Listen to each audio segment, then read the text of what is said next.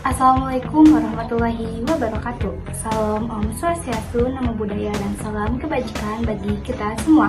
Halo semuanya, perkenalkan nama aku Yulita Tripuspa dengan NIM 103240057 dari Program Studi Manajemen Fakultas Sosial dan Ekonomi. Di kesempatan kali ini aku bakal jelasin nih sedikit mengenai seleksi karyawan. Nah, tujuan dari pembuatan video ini yaitu untuk memenuhi tugas mata kuliah Manajemen Sumber Daya Manusia. Selamat menyaksikan. Apa sih seleksi itu? Seleksi merupakan proses yang dirancang secara sistematis untuk menentukan seberapa layak si individu tersebut dapat diterima di dalam organisasi tersebut ataupun di sebuah perusahaan. Nah, kalau menurut Rifai, seleksi adalah langkah yang paling penting untuk menentukan dan memastikan perusahaan memperoleh tenaga kerja yang tepat dan kompeten. Nah, seberapa penting sih seleksi karyawan itu? Kalau kata Dessler, seleksi karyawan memiliki peran yang sangat penting loh. Alasannya, yang pertama, kinerja karyawan sangat berpengaruh terhadap perusahaan. Semakin tepat orang yang dipilih, semakin baik hasil kerjanya. Yang kedua, rekrutmen memerlukan biaya besar karena kesalahan memilih kandidat dapat membuat perusahaan itu rugi. Yang ketiga, memperkerjakan yang tidak kompeten berisiko hukum, terutama terjadi pelanggaran atau kerugian terhadap perusahaan.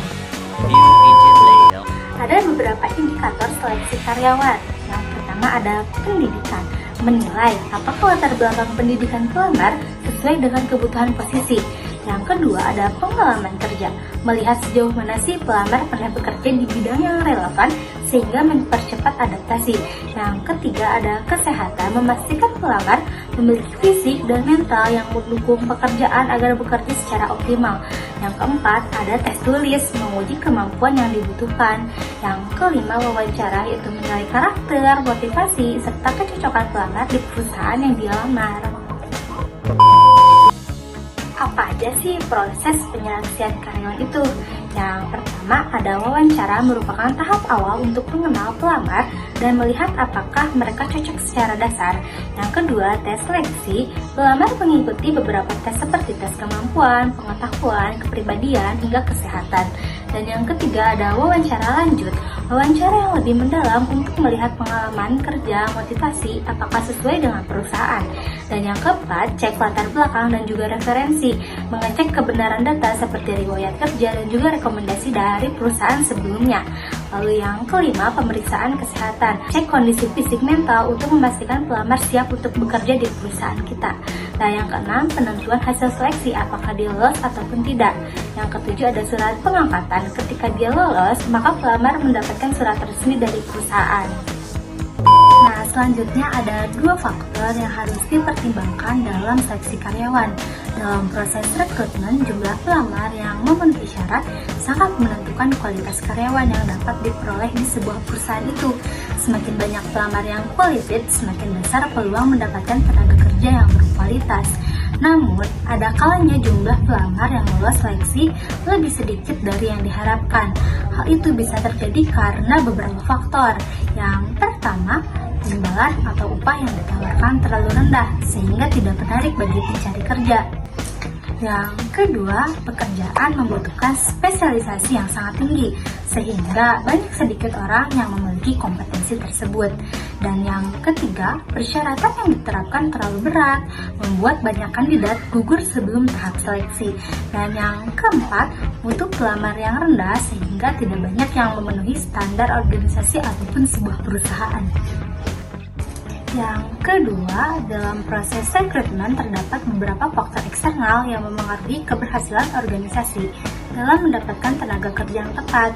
Faktor-faktor ini meliputi faktor etika, risiko munculnya praktek nepotisme, suap, atau kepentingan tertentu yang dapat mengganggu objektivitas dalam seleksi. Etika yang lemah dapat menurunkan kualitas keputusan rekrutmen. Yang kedua, ada faktor dana dan fasilitas. Ketersediaan anggaran menentukan seberapa banyak pegawai baru yang dapat direkrut, termasuk kemampuan menyediakan fasilitas pendukung proses rekrutmen. Semakin besar dan memadai anggarannya, semakin lancar pula proses pencariannya. Lalu ada kesetaraan kesempatan.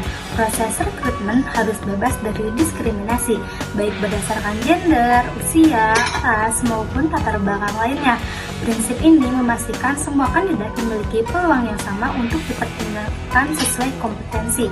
Faktor eksternal ini penting untuk dipahami agar proses rekrutmen tetap adil, objektif, dan juga efektif. Ada organisasi yang mendukung seleksi apa aja sih? Nah, yang pertama, analisis jabatan untuk membantu perusahaan memahami apa tugas dalam satu posisi dan kualifikasi yang dibutuhkan oleh calon karyawan. Yang kedua, perencanaan sumber daya manusia, menemukan jenis pegawai yang dibutuhkan lalu tentukan jumlahnya. Dan yang ketiga, rekrutmen. Ketika analisis jabatan dan perencanaan sumber daya manusia sudah dilakukan, selanjutnya perusahaan menentukan pelamar yang dibutuhkan. Apa aja sih yang menjadi tren seleksi karyawan di tahun 2025 ini? Yang pertama, ada literasi teknologi. Perusahaan mencari kandidat yang terbiasa dengan alat digital, cepat mempelajari teknologi baru, dan mampu bekerja efektif di lingkungan yang serba online. Yang kedua, soft skill itu sangat penting loh. Komunikasi, kerja tim, problem solving, dan manajemen waktu menjadi pilihan utama karena menentukan kinerja dan juga kolaborasi. Dan yang ketiga, adaptabilitas and growth mindset. Kandidat harus mudah beradaptasi, mau belajar hal baru, dan melihat perubahan sebagai peluang untuk berkembang. A few moments later. Yang keempat, ada cultural fit and cultural aid. Kandidat diutamakan yang cocok dengan budaya kerja dan mampu membawa nilai positif baru bagi tim. Dan yang kelima, kemampuan analisis dan berpikir kritis. Mampu menganalisis situasi dan membuat keputusan yang logis menjadi tambahan nilai. Yang keenam, integritas dan profesionalisme. Perusahaan memprioritaskan kandidat yang jujur, etis, dan dapat dipercaya. Kesimpulan yang dapat diambil dari materi ini, seleksi karyawan merupakan proses strategis yang bertujuan memastikan perusahaan mendapatkan sumber daya manusia yang kompeten, berintegritas, dan sesuai dengan kebutuhan organisasi. Dalam era perkembangan teknologi dan perubahan dinamika bisnis yang cepat, proses seleksi modern tidak hanya menilai kemampuan teknis, tetapi juga menekankan karakter, etika kerja, serta kemampuan adaptasi setiap calonnya.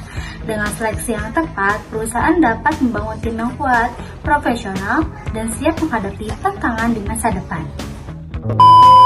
Sebagai penutup, perlu kita ingat bahwa proses seleksi karyawan bukan hanya kegiatan administratif, tetapi sebuah upaya strategis untuk membangun fondasi organisasi yang lebih kuat. Mohon maaf bila ada kesalahan dan kekurangan. Wassalamualaikum warahmatullahi wabarakatuh.